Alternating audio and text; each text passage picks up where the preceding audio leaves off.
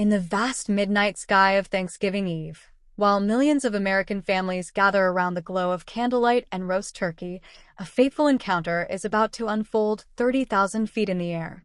On one side sits a millionaire with the world in his hands, but a heart long since grown cold. On the other, a poor boy carrying the only warmth that matters, the warmth of human kindness. No one could have predicted that the violent storm brewing over the Atlantic would not only threaten the lives of everyone on board, but also strip away a family secret buried for 12 long years. A single whisper in a life-or-death moment will shatter every prejudice, proving that a true legacy isn't found in a bank account, but in the quiet courage of one soul saving another. The plush velvet of the first-class cabin felt like a soft cloud, but the icy glare from the man in seat 2A made Elias feel like he was standing in the middle of a New Orleans thunderstorm. The 12-year-old boy reached up to adjust the collar of his father's old, frayed jacket, his brown eyes wide with wonder as he took in the polished wood grain and the gentle blue hue of the cabin's mood lighting. Elias had never dreamed of being here, crossing the Atlantic on the night before Thanksgiving, if not for the mysterious ticket that had arrived at his small home in the French Quarter just weeks ago. Arthur Sterling, with his silver hair trimmed to perfection, made no effort to hide his disdain as Elias approached. He scowled, tapping his gold-ringed fingers against the mahogany tray table before turning to call the flight attendant, Patricia, with the sharp, cold tone of a man used to getting exactly what he paid for. He spoke loudly enough for the boy to hear, questioning a system error or a security lapse that would allow a child with scuffed sneakers to sit beside a platinum elite member such as himself. Despite the sting of the man's words, Elias remained silent, offering only a polite "yes, sir," with the kind of manners only a Southern grandmother could instill. He reached into his backpack and pulled out a small, weathered tin. Inside were golden squares of cornbread, a humble gift his grandmother had packed to remind him of home during the long journey. Elias offered a respectful nod to Arthur, a gesture of peace that was met with the millionaire abruptly snapping up his Wall Street journal, creating a paper wall between their two very different worlds. Elias tightly gripped his late father's old silver locket, a small treasure that held a secret more valuable than all the diamonds in Arthur's gold watch. He turned to look out the window, watching the first snowflakes of the storm cling to the wings under the bright runway lights. In the seat next to him, Arthur reached into his leather wallet, his expression suddenly softening into something unrecognizable as he gazed at an old photograph of a woman wearing a locket that looked hauntingly familiar to Elias. As the plane taxis into the snowy night, Arthur pulls out a leather wallet and stares at a photograph of a woman wearing a locket that looks hauntingly familiar to Elias. Arthur Sterling had mastered the art of making money, but as the plane leveled out at 30,000 feet, he couldn't seem to master the simple act of breathing. The hum of the Boeing 777's engines was a steady, low-frequency vibration that filled the cabin, yet it did little to drown out the heavy silence sitting between seat 2A and 2B. Outside the reinforced glass, the Atlantic Ocean was a vast, obsidian abyss, hidden beneath a blanket of clouds that occasionally glowed with the distant flicker of lightning. Arthur adjusted his silk necktie, his movements stiff and jerky. The heavy gold ring on his finger caught the cabin's soft LED light, the same unique, interlaced grain design Elias had seen in one of his grandmother's faded charcoal drawings from decades ago. It was a ring that whispered of a legacy Arthur had spent years trying to forget. Dinner service began with the soft clinking of fine china and the delicate scent of seared sea bass wafting through the air. Arthur stared at his gourmet meal with an expression of pure apathy, his fork resting idly against the plate. Suddenly, his face tightened. A sharp, hidden spasm of chest pain radiated through his ribs, causing him to wince and drop his silverware with a jarring metallic clang. Elias, who had been sitting quietly reading his father's notebook, turned toward the man with genuine concern in his young eyes. "Are you all right, sir?" Elias asked softly, his voice carrying the rhythmic lilt of a New Orleans upbringing. Seeing the millionaire's labored breathing, Elias reached into his bag and pulled out a small, foil-wrapped square of his grandmother's cornbread. "My grandma says the sweetness of the corn always helps settle the nerves. It's warm, sir. Please." Arthur's eyes snapped toward the boy, filled with a mixture of agony and deep-seated prejudice. He let out a sharp, mocking scoff. "I don't need your sentimental nonsense, boy. Keep your kitchen scraps to yourself." Despite the cold rejection, Arthur couldn't escape the aroma of the cornbread, a scent that suddenly pulled him back 40 years to a sun-drenched kitchen he hadn't thought of in a lifetime. Ignoring the pain, Arthur attempted to stand, his hand reaching for the overhead bin to find the silver pill case hidden in his carry-on. But as he rose, the plane dipped into a sudden pocket of turbulent air. He stumbled, his knees buckling, and for a fleeting second, Elias reached out to steady him. Arthur roughly pushed the boy's helping hand away, his pride still standing taller than his health. "I said, don't touch me," he wheezed, his voice breaking into a rasp. The seatbelt sign dinged with an ominous tone as the plane entered a pocket of severe turbulence, and Arthur collapsed back into his seat, his hand clutching his chest in a death grip. The color drained from his face, leaving him a haunting shade of marble gray. As the cabin lights flickered and the aircraft shuddered violently, Elias didn't pull away. He unbuckled his own seatbelt, his eyes fixed on the man who had just insulted him, realizing that the clock on Arthur Sterling's life was ticking faster than anyone on that plane could imagine. When the sky outside the window turned as dark as a bruised soul, Elias Vance realized that a millionaire's money couldn't buy oxygen when his heart decided to quit. The Boeing 777 groaned under the pressure of a massive weather system sitting over the mid-Atlantic, the kind of storm that pilots tell stories about long after they've retired.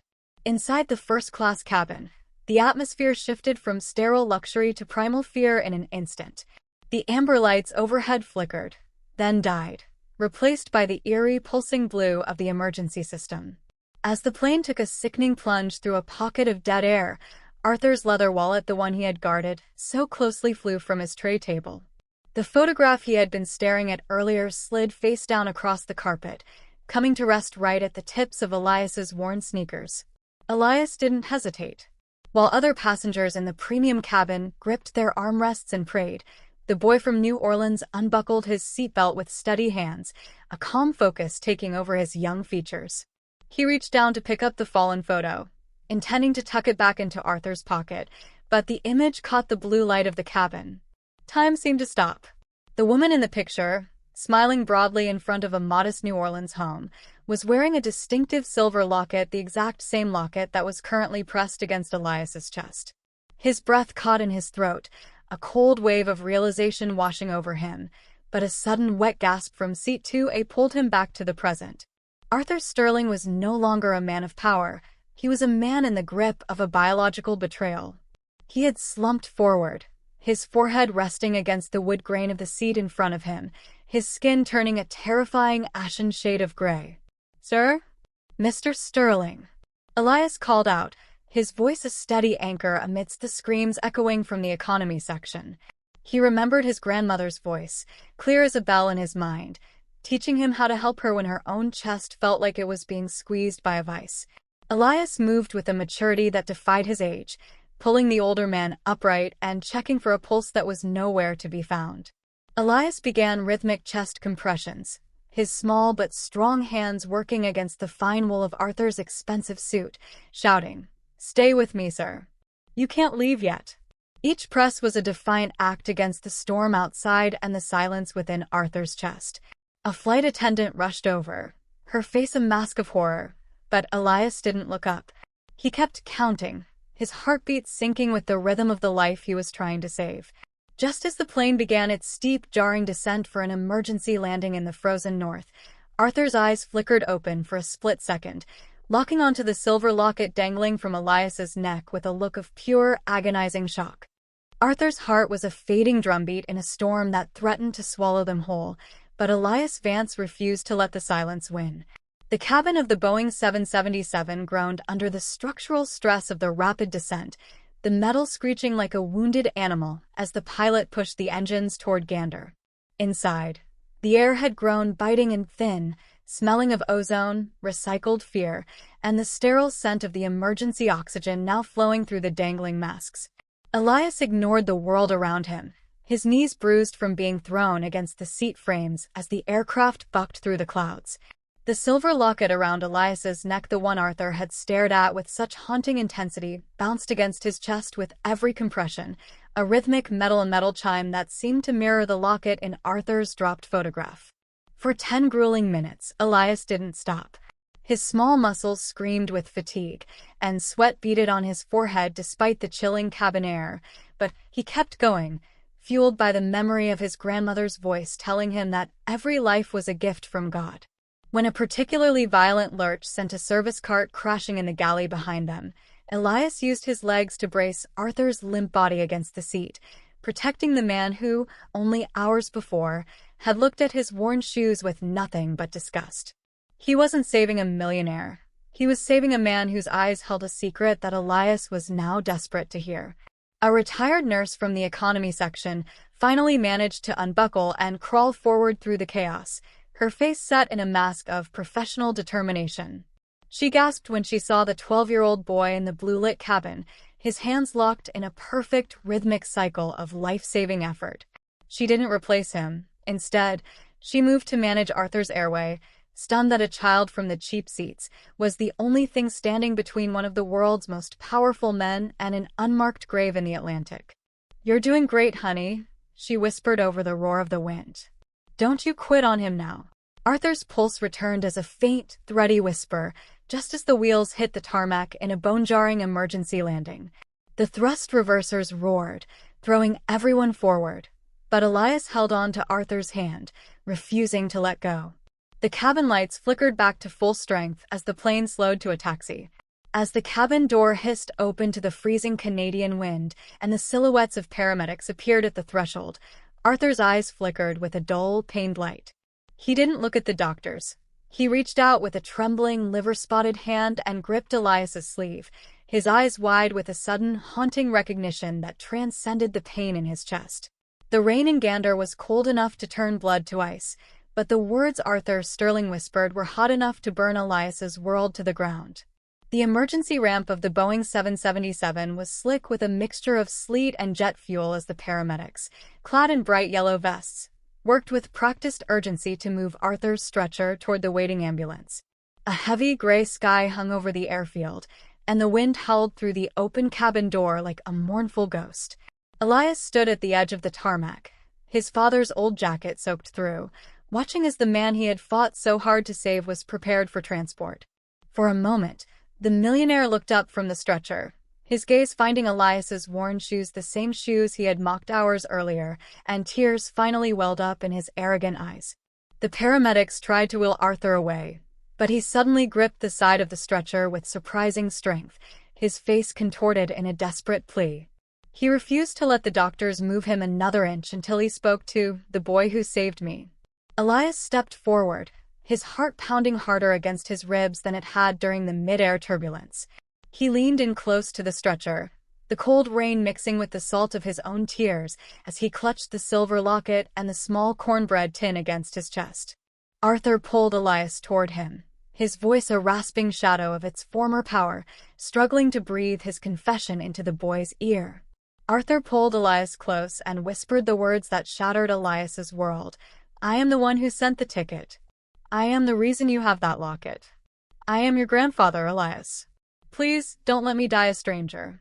The revelation hit Elias with physical force, making the ground beneath his scuffed sneakers feel as unstable as the clouds they had just descended from.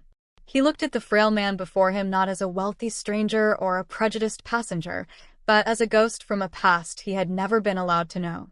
Arthur's hand fumbled at his side, and before the paramedics could pull the stretcher back, he pressed a small, heavy brass key into Elias's palm, his eyes pleading for a forgiveness that words could not yet carry. Before Elias could find his voice or ask a single question, the ambulance doors slammed shut with a finality that echoed through the empty terminal. He was left standing alone in the freezing rain, the small brass key growing warm in his hand, as the sirens began to wail, trailing away into the gray Newfoundland mist. London was a city of ancient stones and hidden stories, but Elias Vance had brought the most important story of all in his tattered backpack. The morning sun was pale and crisp as Elias sat in the mahogany-scented law office in Mayfair, the tall windows offering a view of the city's historic skyline. Across from him sat Edward Henderson, a senior partner at the firm, who looked at the boy with a mixture of professional respect and genuine warmth. Elias realized that his late father's old notebook, which he had carried like a shield, was actually a bridge that Arthur Sterling had been too afraid to cross for 12 long years. The lawyer gently explained the reality behind the inheritance. Arthur had been the anonymous benefactor behind Elias's school programs and his grandmother's medical treatments for over a decade. Trapped by the cold pride of his social standing and the fear of a past scandal, Arthur had chosen to watch from the shadows, rather than be the grandfather Elias needed. As the lawyer spoke, he handed Elias a series of documents, but Elias's eyes stayed on the small brass key, the key to a safe deposit box that held not just gold, but the letters Arthur had written to him every year on his birthday, never sent until now. A soft chime signaled a video call from the hospital in Gander. On the screen, Arthur Sterling appeared, looking frail in his hospital gown, his silver hair no longer perfect, but his eyes were clear and filled with a tentative hope. The millionaire was no longer a towering figure of power, but a man seeking a second chance at being a family. Elias looked at the screen and then at the silver locket he held in his hand, realizing that while Arthur's money was just paper and ink, the connection they had forged in the heart of a storm was the only real treasure he had found. Elias took a deep breath, his voice steady and mature. "I saved you because it was the right thing to do, sir," he said, the old manners of New Orleans still strong in his voice. "Now, you have to save yourself by being the man my father believed you could be. You don't have to be a millionaire to be my grandfather. You just have to be there." A tear escaped Arthur's eye as he nodded, a silent promise made across the ocean. As Elias walked out of the office into the bright, bustling London morning, he felt the weight of the past year finally lift. He looked up at the sky and realized he wasn't just a boy from a poor neighborhood anymore. He was the living legacy of a family that had finally found its way home through the power of a single act of kindness at 30,000 feet. Elias and Arthur's story reminds us that, like a quiet lamp by a window, a simple act of kindness can lead us through life's darkest paths. When we set aside judgment and look beyond outward appearances, we open the door to true compassion and the healing of old wounds. Perhaps a simple smile or a helping hand today can spark a warm heart and a restored family tomorrow. If this story touched your heart, consider sharing that warmth with someone in need today.